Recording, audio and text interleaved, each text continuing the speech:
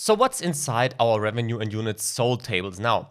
Well, revenue simply contains 4 columns, a date column, not related to our calendar as a side note, a revenue for product A, revenue for product B, and the total cost that we had to, well, produce both of these products. In the units sold table, we have the same dates and the units sold of product A and the units sold of product B. Now, let's dive into the revenue table first and let's apply some calculations here. First, as we have the total cost, I would also like to calculate the total revenue. For this, we again go to the table tools and create a new column here. This new column will be called total revenue, and now we have multiple options to do that. So we want to calculate the total revenue, and for this you might want to use the sum function we already saw. This is a problem though, because sum, like this, as you can see it, adds all the numbers in a column. So if I would apply sum here and say I refer to our revenue products A column here, well, then if I would hit enter, this would be the result. It would be the sum of all values in our column. So you have to be careful about the DAX formulas, because you have to exactly know how a formula works and if it considers the data inside a column or also different columns. Therefore, we can go to the total revenue column again and get rid of this, because the right approach here is to use the plus operator. We want to combine the information from 2 columns. Therefore, we type the square brackets, say revenue product A plus revenue product B. Well, that's the total revenue, and now this works perfectly. Let's now continue with another calculation. Now I want to calculate my margin, so the profit I make compared to my total revenue.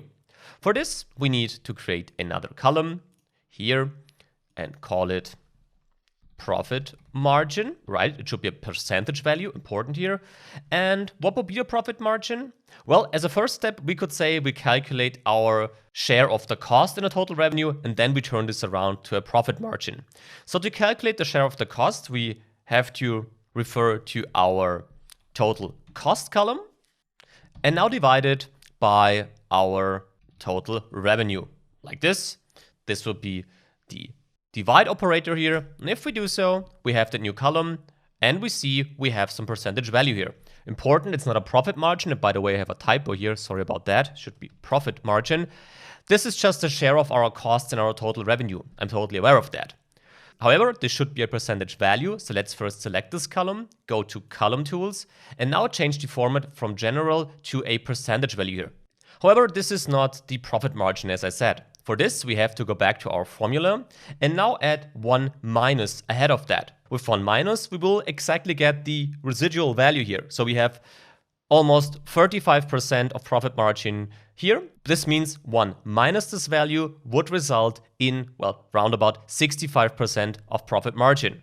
Don't forget to add the parentheses right here and right there. And we see this worked perfectly. And this is a fine approach, but it has an issue though, because in our case, all data can be divided perfectly, but in case the division is not possible because you have a 0 value, you didn't have any revenue, for example, on a specific day, then this would cause trouble, and we want to make sure that we handle such cases. Therefore, I will not use this logic right here, so this division operator.